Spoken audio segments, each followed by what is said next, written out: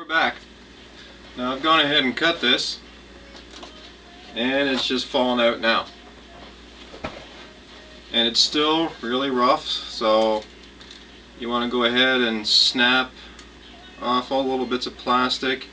You really don't need to go to take a file to this or anything like that, because it's going to get covered in clay anyway. Doesn't need to be super smooth. If anything, the roughness will help the clay adhere. Now the one thing you do want to keep in mind when you're doing this, I'm using a Dremel and I am wearing safety goggles. This is plastic and the Dremel is running at, I'm going to guess a couple thousand RPMs, and this stuff will fly in your face, so you want to make sure you take care of your eyes. You only got 2 of them. Be safe about it. And yeah, not only will the plastic fly in your face, but the discs will break. You'll have to use several. If you happen to have the black cutoff disc with it's kind of like an etch mark across the top, I don't know what they're made out of, but they last a lot longer than the sanding discs.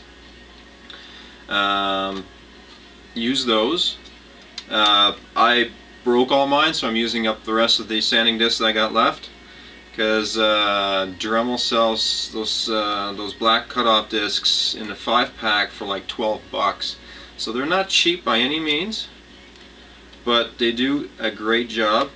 Now, when you're dremeling all this, your discs will last you a lot longer if you're able to keep the tool like straight, so your cutting wheel doesn't do this when it's cutting in, so it goes them straight, because it puts a lot of stress on the actual disc. If you've got one of those remote adapters where you can you don't need to have to hold the tool, where you can actually just hold it like almost like a pen, where it's got this long coil on it, great. I've got one, but I've got two Dremels, and one's broken, and that coil goes for that one, and it's not compatible with the other one, so it's a real big pain in the ass. But now you've got your piece done, so you just go ahead and stick into where it's going to go. You might have to move this back or forward, but you just stick it into your clay. It's a little too far back. So essentially, and then you just build up on that. Now don't put too much pressure on this, because the teeth, can break. So, you have enough thickness of clay for them to sink in properly, and don't have them to sink into the foam.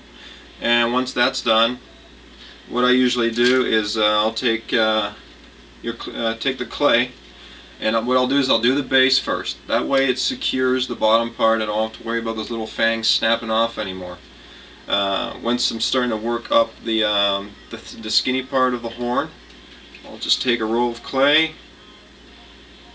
I'll taper it off to one end, I'll flatten it out a bit, and then I'll just go ahead and drape over and fold the sides down.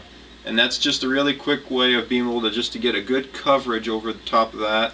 And once you've gotten that, then you can start doing some of the finish work as far as getting your angles right. You're going to need an X-Acto knife to start cutting that clay, just to get the excess off quickly. But yeah, it's essentially, and you want to make sure that is centered. There we go. And you just work from there. Easy peasy.